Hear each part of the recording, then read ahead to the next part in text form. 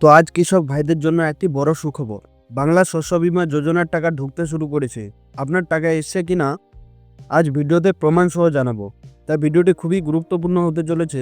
ভিডিওটি স্কিপ না করে সম্পূর্ণ ভিডিও দেখার চেষ্টা করবেন।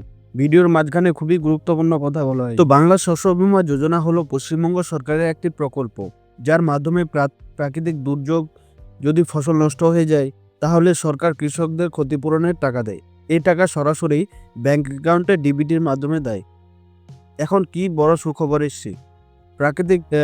সাম্প্রতিক রিপোর্ট অনুযায়ী অনেক কৃষক ব্যাংক অ্যাকাউন্টে টাকা ঢুকেছে।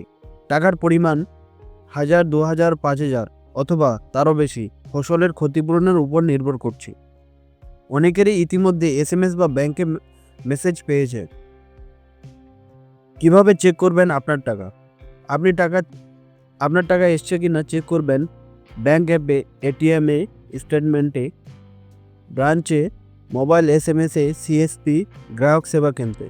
আপনার ব্যাংক অ্যাকাউন্টে অবশ্যই আধার ও মোবাইল নাম্বার লিঙ্ক থাকতে হবে।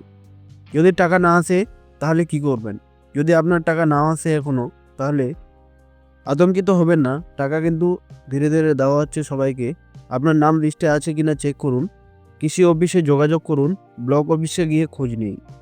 অনেক সময় টাকা আসতে একটু দেরি হতে পারে। আর গুরুত্বপূর্ণ সতর্কবার্তা, ভুল খবর বা গুজবে বিশ্বাস করবেন না। কেউ ফোন করে টাকা দেওয়ার কথা বললে বিশ্বাস করবেন না। আর আপনার OTP কারোর সঙ্গে শেয়ার করবেন না। ATM তথ্য কারোর সঙ্গে শেয়ার করবেন না। কখনো সরকার টাকা নিয়ে কখনো টাকা দেওয়া হয় না। কৃষকদের জন্য উপকারিতা। এই প্রকল্পের মাধ্যমে কৃষকের ক্ষতির পূরণ হয়, নতুন করে চাষ শুরু করার সুযোগ মেলে, পরিবারের আর্থিক সহায়তা হয়। এই প্রকল্প কৃষকদের জন্য খুব গুরুত্বপূর্ণ একটি প্রকল্প। তো বন্ধুরা, আপনি যদি কৃষক হন তাহলে অবশ্যই কমেন্টে জানান আপনার টাকা এসছে কিনা। ভিডিওটি যদি ভালো লাগে তাহলে লাইক দিন, শেয়ার করুন যারা কৃষক, এবং আমাদের মাটি ও মানুষ টিভি চ্যানেলকে সাবস্ক্রাইব করতে ভুলবেন না।